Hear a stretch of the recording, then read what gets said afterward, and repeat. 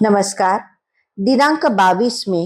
कथेचं शीर्षक आहे 100 द्याल तर बैंगन होईल. मोगलाईतील अब्दलपूरच्या देशपांडे यांना वयाची 60 वर्षे झाली. त्यांना 2 बायका असूनही पुत्र संतान नव्हते.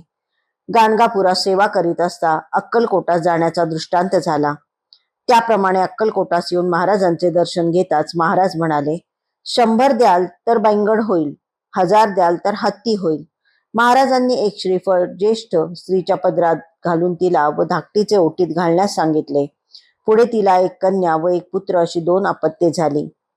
या लीलेतील मोगलाई प्रांत म्हणजे भोगलालसेच्या हुकुमशाहीचे अंधाधुंद भ्रष्ट प्रशासन असा असून अब्दलपूर म्हणजे षडविकारांची देहरूप नगरी होय. तेथील धनिक देशपांडे हा परमार्थदृष्ट्या विषयसंपन्न जीव आहे.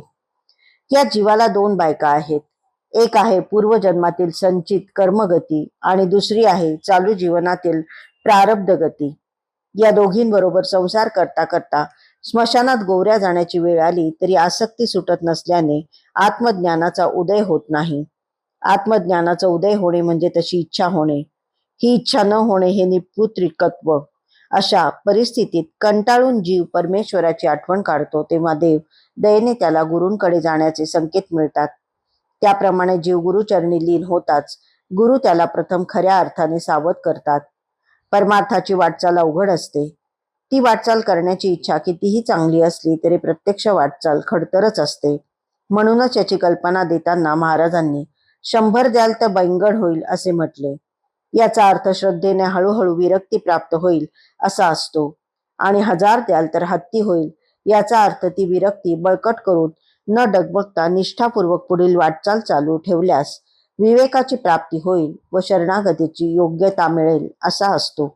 जीव प्रपंचालाच काय पण एकूणच संसार गतीला कंटाळला होता. तो गुरूंचे म्हणणे मान्य करतो तेव्हा श्री गुरु कृपाबोधाने श्रीफळ ज्येष्ठ स्त्रियेच्या म्हणजे संचित गतीच्या पदरात प्रथम टाकून तिलाच ते कनिष्ठ स्त्रियेच्या पदरात म्हणजे प्रारब्ध गतीकडे सोपवण्यास सांगतात. जीवाचा मूळ रोग विषयांची भोग लालसा हाच होता. त्यावर गुरूंचा उपदेश हाच उपाय असतो.